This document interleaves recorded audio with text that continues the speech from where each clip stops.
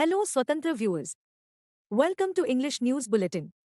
I am Mahima, bringing you the latest updates.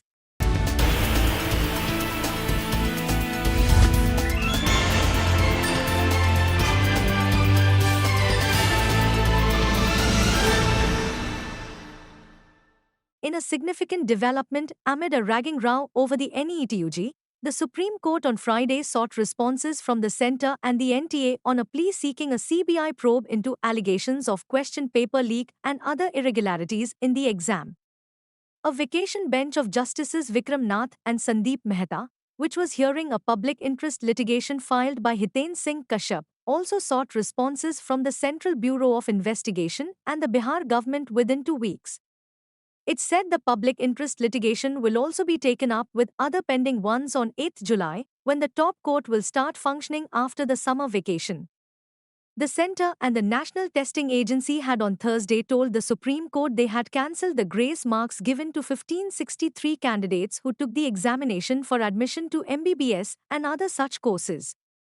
They will have the option to either take a retest or forego the compensatory marks awarded to them for the loss of time, the Centre had said.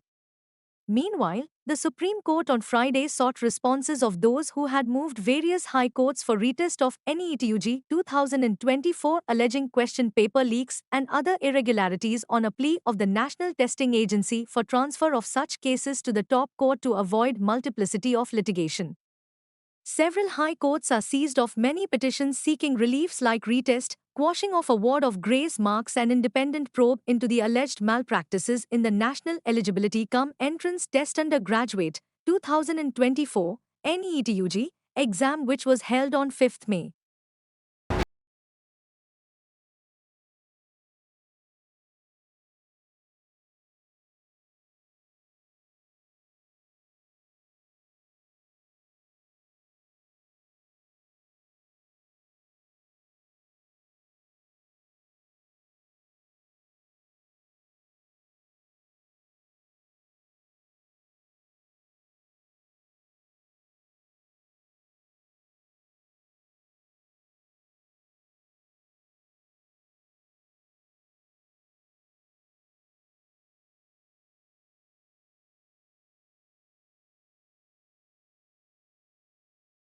Stepping up its attack on the government over the NEET examination issue, the Congress on Friday questioned Prime Minister Narendra Modi's silence on the matter and asserted that only a Supreme Court-monitored forensic probe can safeguard the future of lakhs of young students. Congress President Mallikarjun Kharge claimed that the Modi government has started covering up the NEET scam through Education Minister Dharmendra Pradhan and the National Testing Agency. If the paper was not leaked in NEET then, why were 13 accused arrested in Bihar due to paper leak?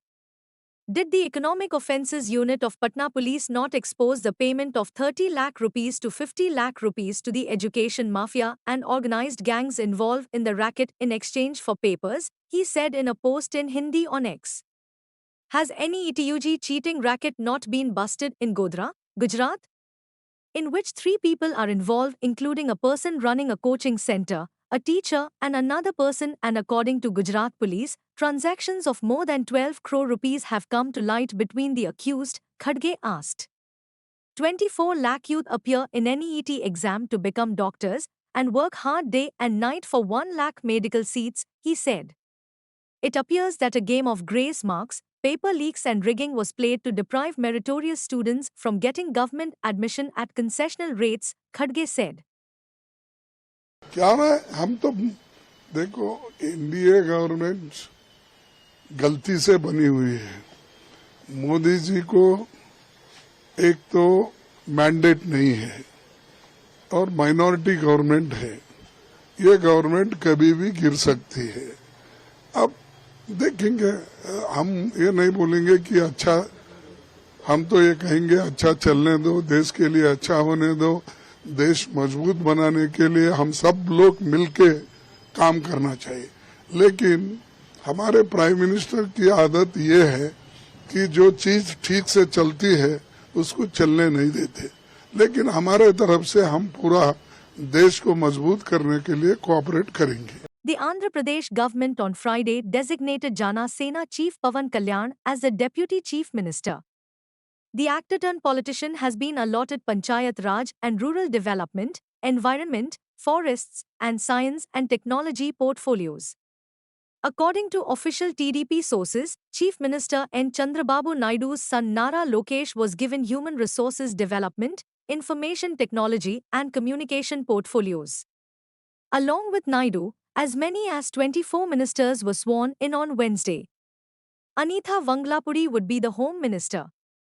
P. Narayana was allotted one of the key departments, Municipal Administration, which would be responsible for the development of the Amravati capital region.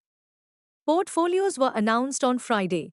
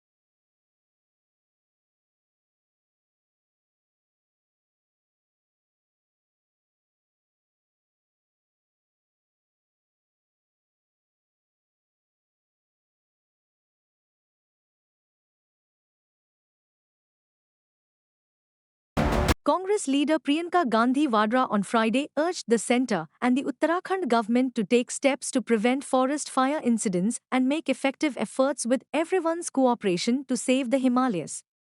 Her remarks came after 4 forest workers were killed and 4 others injured while extinguishing a fire at the Binsar Wildlife Sanctuary under the Civil Soyam Forest Division in Almora district of Uttarakhand.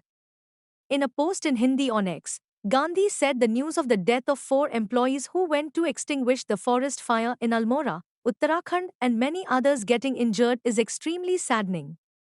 The forests of Uttarakhand have been burning continuously for the past several months and hundreds of hectares of forest have been destroyed, she noted.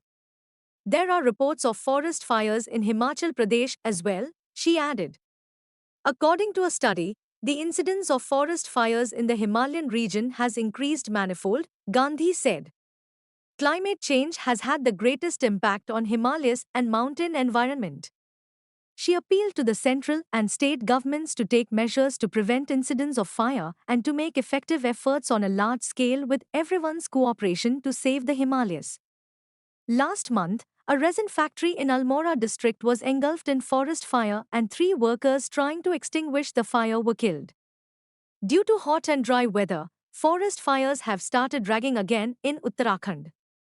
According to the Uttarakhand Forest Fire Bulletin, 7 incidents were reported in the last 24 hours in which 4.50 hectares of forest were affected.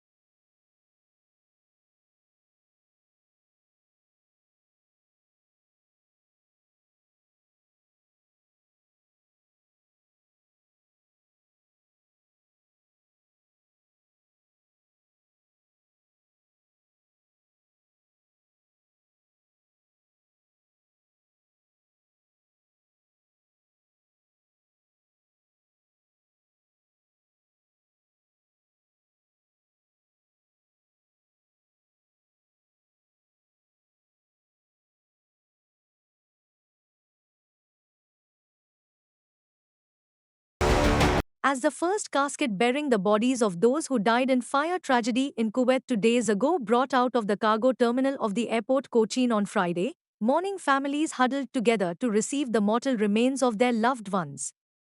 The scene at the cargo terminal of Cochin International Airport was heart-wrenching as those gathered there sought solace in each other's company during this tragic homecoming. An Indian Air Force flight carrying the mortal remains of the 45 Indians who died in the fire landed at the international airport around 10:30 a.m., but it was not until an hour later that the caskets were brought out after the necessary security clearances. From as early as 6:30 a.m., the grieving families had been waiting patiently.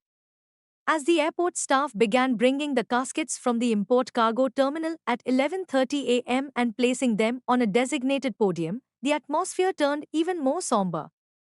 Stifled sobs gave way to loud cries of grief as family members saw the names of their loved ones on the caskets, filling the terminal with a chorus of heartbreak.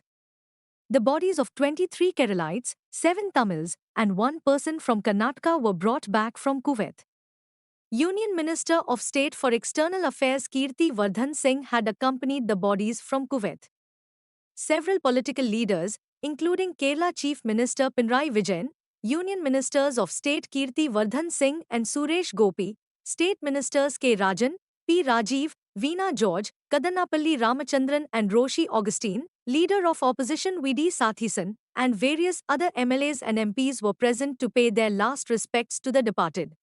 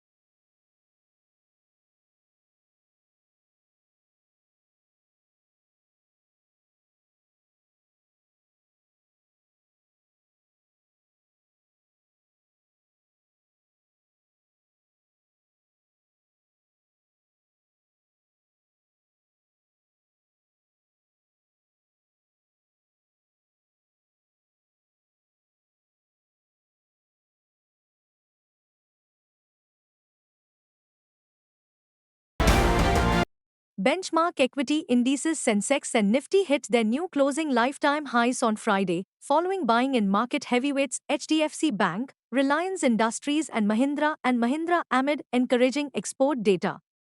However, foreign capital outflows amid lack of fresh triggers capped sharp gains, traders said. Rising for the third straight session, the 30-share BSE Sensex climbed 181.87 points or 0.24% to settle at a new closing peak of 76,992.77. During the day, it jumped 270.4 points or 0.35% to 77,081.30. The NSE Nifty rallied 66.70 points or 0.29% to hit a record closing high of 23,465.60. Intraday, it rose 91.5 points or 0.39% to hit a fresh all-time high of 23,490.40. On a weekly basis, the BSE benchmark climbed 299.41 points or 0.39%, while the Nifty advanced 175.45 points or 0.75%. Among the 30 Sensex companies, Mahindra and Mahindra, Titan, HDFC Bank, Reliance Industries, Ultratech Cement, Bajaj Finance, Axis Bank, Tata Motors and Asian Paints were the biggest gainers. On the other hand, Tech Mahindra, Tata Consultancy Services, Wipro, HCL Technologies, Larsen and Toubro and State Bank of India were among the major laggards. Foreign institutional investors offloaded equities worth 3,033 crore rupees on Thursday, according to exchange data.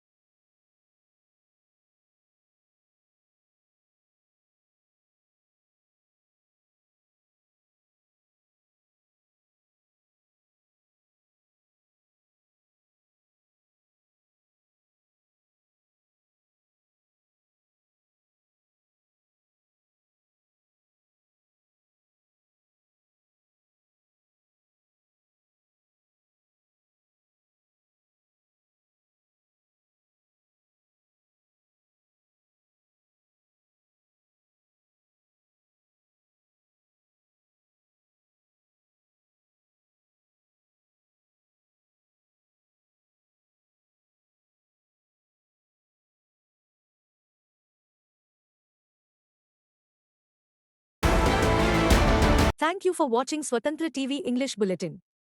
For a complete and comprehensive English news bulletin, please do watch Swatantra TV. This is Mahima, signing off for the day. Keep watching Swatantra TV.